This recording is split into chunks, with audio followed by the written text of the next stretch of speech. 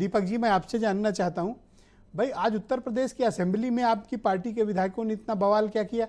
ऐसा क्या हो गया था कि आपने उत्तेजना में 2 दिन सदन नहीं चलने दी? आपके विधायकों को टांग कर बाहर करना पड़ा स्पीकर को? ऐसी स्थिति क्यों उत्पन्न हो रही है? आप लोगों में क्या बर्दाश्त करने की क्षमता खत्म हो गई है?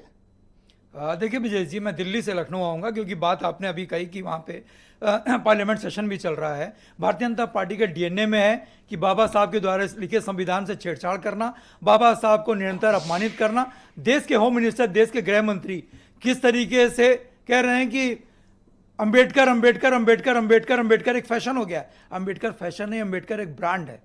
उनको शायद ये पता नहीं, दलितों, शोषितों, वंचितों और पीडीए के लिए बाबा साहब एक भगवान के रूप में है। लोग उनको पूछते हैं, लोग उनकी फोटो लगा करके, उनकी प्रतिमा लगा करके लोग रोज उनका गुणगान करते हैं, क्योंकि आज की तारीख में बाबा साहब के लिखे संविधान से हमारा देश चल रहा है। जिस संविधान को न सिर्फ हिंदुस्तान बल्कि मैं समझता हूँ पूरा विश्व उनका लोहा मानता है कि जो बाबा साहब ने जो संविधान लिख करके दिया। और ये जिस तरीके से, देखिए, सफाई से सिर्फ काम नहीं चलेगा।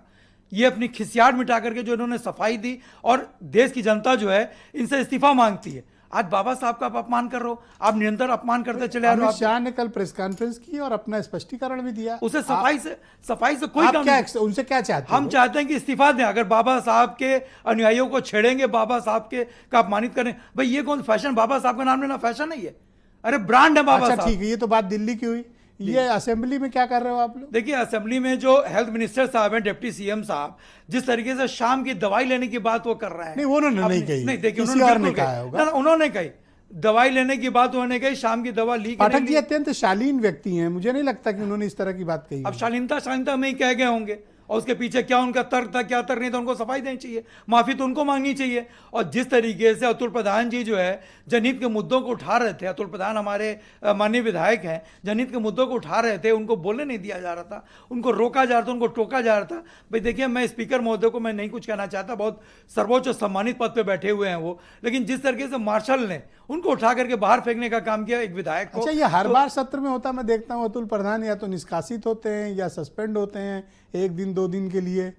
नहीं, ऐसा क्या है? देखिए ब्रजेश जी, आप ही ने मेरे अपने सवाल में आपके जवाब छिपा हुआ है कि हर बार अतुल प्रधान को क्यों बाहर किया जाता है, हर बार अतुल प्रधान को क्यों सस्पेंड किया जाता है? बवाल करते होंगे? कोई बवाल नहीं करते। अतुल प्रधान चूंकि मुद्दे उठाते हैं, मजबूती के साथ उठाते हैं मुद्दे, छात्रों की, नौजवानों की, महिलाओं की, किसानों के मुद्दे उठाते हैं। असेंबली आज अनिश्चित काल के लिए स्थगित हो गई। देखिए, 2 दिन का समय आप लोग कितना अच्छा उपयोग कर सकते हैं। देखिए, ये भारतीय जनता पार्टी की सरकार असेंबली चलाना नहीं चाहती। अनुपूरक बजट बिना मुख्यमंत्री के, बिना सेशन के पास कर देगी। भाई अनुपूरक बजट 70% जो पिछले वाला था वो तो आप अभी तक खर्च नहीं कर पाए, और हमने अनुपूरक बजट की बात कर। बजट पे साहब कोई चर्चा करता है? वो दौर गया। भाई आनंद, आप कहाँ कोई चर्चा करते हैं? हम तो तारीफ करते थे कि भाई आप लोग चर्चा बहुत तो अच्छा कर रहे हैं। चर्चा तो देखिए, दुख हुआ मुझे इस बार। नहीं, चर्चा तो इस बात दोनों पक्षों से मैं निराश हूं। जो अनुपूरक बजट था उसको आपने पूरा खर्च क्या नहीं किया। 70% अनुपूरक बजट अभी थैंक यू दीपक जी। सत्ता पक्ष के प्रवक्ता के लिए मैं ये कहना चाहता हूं कि इनकी आंखों में सत्ता का असर देख रहे हैं, लगी आग किधर और ये किधर देख रहे हैं।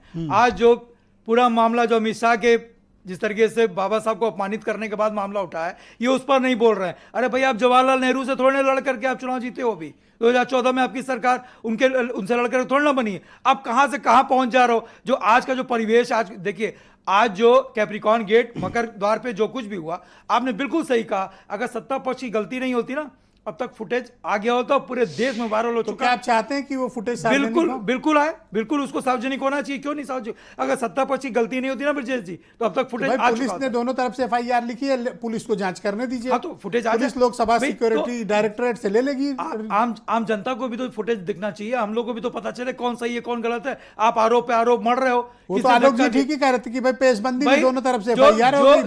जो माननीय सांसद हैं भारतीय जनता पार्टी के, जिनको चोट आई, उन्होंने तो खुद ही कहा कि धक्का मुक्की में राहुल जी का बीजेपी वाले बेचारे अस्पताल में लेटे हुए हैं। आप कैसी बात कर रहे हो? धक्का मुक्की तो वही लोग कर रहे थे। धक्का मुक्की में जो है उन्होंने खुद कहा, भाई इधर का कोई नहीं गिरा, वो सब अस्पताल पहुंच गए।